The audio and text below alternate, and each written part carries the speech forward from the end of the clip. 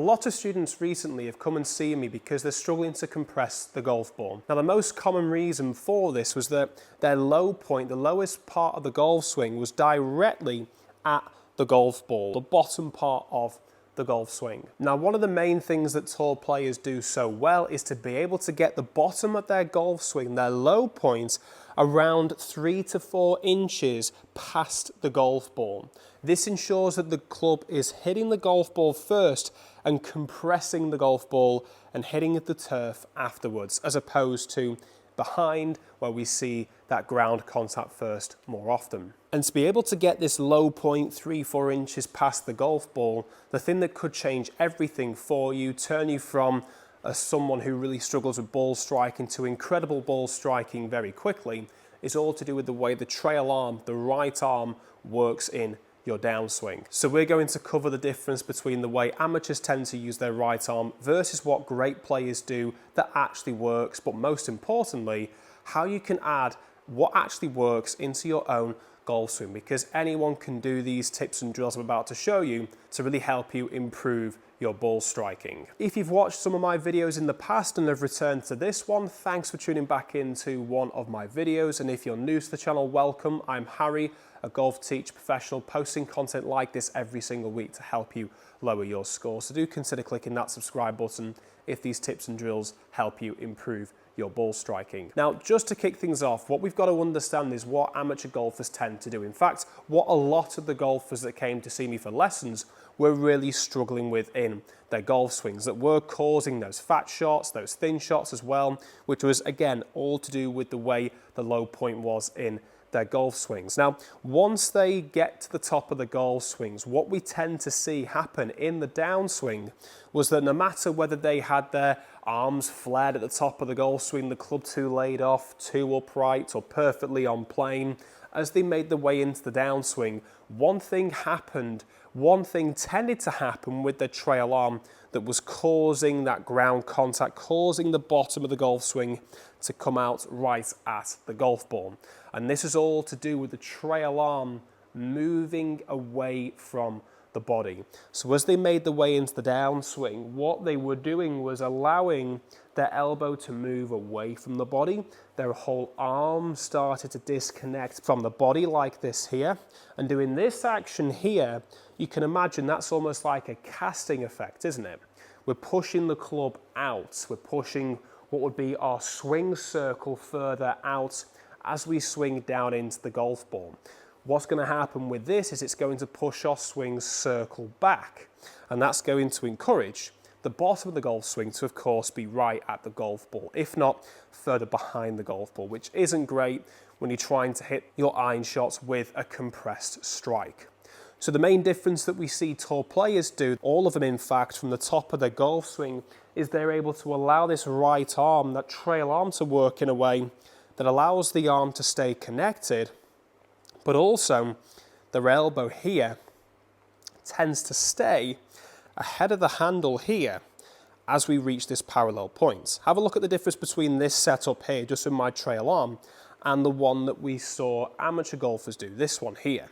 You can see there the hands have definitely overtook the elbow, and that's where we get that flippy contact. What the great players do in the downswing is allow this elbow to stay ahead of the hands for pretty much as long as possible, up until this point is perfect. And you can see the difference with the way my arm sets in the downswing. It's pretty much the difference between this action here and that action there in the downswing. And this is a combination of two things.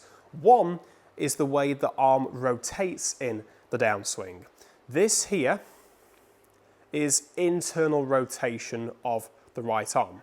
So when we do this action here, that's internal rotation that's causing that arm to move towards the body as we make our way into the downswing. What we can see here as I do that is my elbow moves in reaction further away from the body. Tour players have external rotation in the downswing, where the elbow actually moves closer in the downswing. This action here in the downswing, that's where they get that shallower motion in the downswing as well. They're able to keep that elbow, that arm more in front of the body as opposed to too stuck and behind. It's all to do with that action there. So that's the difference between internal rotation external rotation. The second thing is the way the arm moves. So when we do that internal rotation, that arm is effectively moving further away from the body.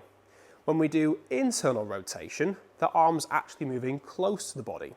So I want you to take your hand just out in front of you like this and just make a couple of motions either side, and on the way through, see how far you can get and really squeeze your trail pec, your right pec, as you make your way into what would be the downswing. This action here is that feeling of you bringing in that arm, bringing in the arm to more of a tucked in position here. As soon as the arm stays away and we do this action here, that's no good.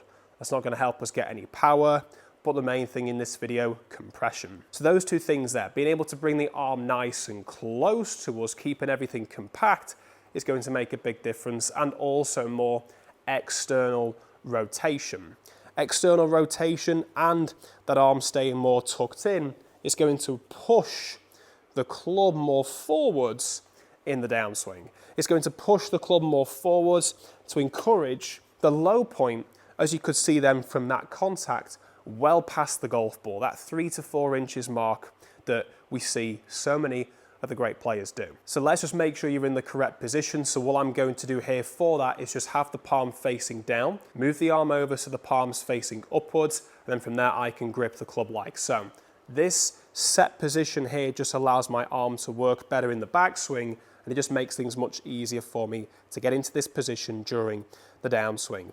So to start off with, now I've got this set position with my trail arm, how should we start to apply those two feels into the actual golf swing? Well, we can start by making a couple of really slow golf swings.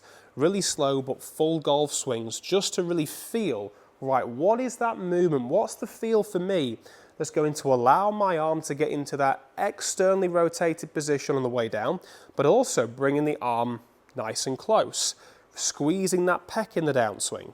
Well, for me here, those two feels are elbow pushing almost down, hands staying back, just like this here, and then really squeezing here on the way through that right pec. So as I do this here, I'm just going up to that sort of full swing, nice and slow. And straight away there, just from me hitting that shot, that was a really nice compressed strike. One of the keys for this is that we don't want that arm to get stuck behind. If it feels like you almost get this sort of swing here, that almost drop kick effect, and we see that low left shot, whether it's a good strike or bad strike, that'll be all to do with the arm trying to tuck into the body. You'll be trying to tuck in that arm, but this arm here will get into internal rotation. We can have the arm tucked in and still encourage that internal rotation of the arm, which we don't want for this. We want that external rotation for this drill. So when I get to the top of the golf swing, great checkpoint for me is up to the top, elbow stays ahead. That really gets the arm to squeeze into my right pec here, and from there I can just simply turn on the way through. Same feeling, just for a few more shots. Just like that there. Now, when you try this and you find that you start to get a bit of a rhythm for this, back and forth of getting to the top, and it's that feel on the way down, almost letting that club just do its thing. The main focus is arm externally rotating here, almost like you're throwing a stone, skipping a stone. It's that action there, where the elbow stays ahead for longer on the way down, and then we can release the angle afterwards. That feel is another great technique as well that you can use just to get that sensation without using the golf club. So you can start with that, build this into your swing, then start to implement this to even faster swings. So I'm getting up to the top here, really feeling that sensation of throwing that stone, and then from there, I can release the club on the way through. Lost a little bit of balance there, but that's fine. So that throwing of the stone, elbow staying ahead, is allowing me to get that external rotation here, really squeezing in my arm towards the pec just to get that low point moving ahead of the golf ball. And then I can just encourage that final motion of what we would do when we skip a stone, that release of the arm on the way through. So releasing on the way through, That feeling from the top of the swing, elbow in, squeezing that pec, and then releasing the club on the way through. That was a really nice strike. Nice bit of a draw on that one. And I'll certainly take that shot as my first attempt at this. Really, really good indeed. And it didn't really feel like then I had to shift my weight forward. That's one of the main tendencies we see so many golfers make to try and counteract this movement here. They'll try and get forward to get that compression, to move the low point forwards, but obviously that can lead to more inconsistent shots if you do this too much. It didn't really feel like I had to get this weight shifting forward. Just because my arms are moving correctly, that automatically almost switched on my lower body to get the club working in the right sequence and getting it set in the right position to just get that low point naturally forward. That's why it's so easy for the tour players and so tricky for you. If this arm starts to flare out, it's game over. If it starts to move correctly in the downswing, that's going to make things so much easier for you. So just a quick little recap, just to wrap up the video. We're focusing on two things to help you get the low point further forwards. First one is all to do with getting that external rotation in the downswing, as opposed to that internal rotation of the trail arm. So that external rotation allows the arm to set where we can see the elbow at this club parallel point here ahead of the hands. Again, that's a great checkpoint for you to use.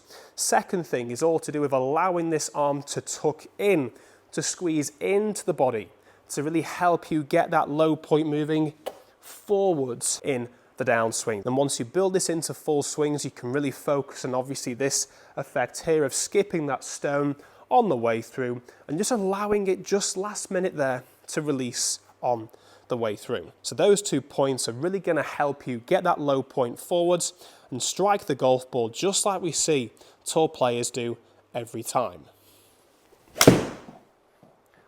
And that again, pretty much an identical shot. I must admit I went at that one a little bit more, so it will be a little bit further. There you go, just by a couple of yards. But that just felt easy, repeatable. No matter your age or ability, you should find these tips right here are great for you to add into your golf swing to really get that compression and really improve your ball striking. So I hope you've enjoyed this video and come this far. Please do hit that subscribe button as it helps me produce more content like this every single week, and there's lots more coming your way as well. And if you'd like to see a video on this but with the driver and how this should work, because obviously the low point will change with the driver, we want to be hitting up on the golf ball as opposed to hitting down on the golf ball. So the low point is going to change from there. How should this work? How should the trail arm work for the downswing with the driver? Comment down below for that. I'd like to see at least 50 comments, and if we can get up to that, I'll definitely do a video on that topic for you. In the meantime, feel free to check out this video over here if you're looking for more tips like this one, as YouTube believes that one there is the best one for you to watch next.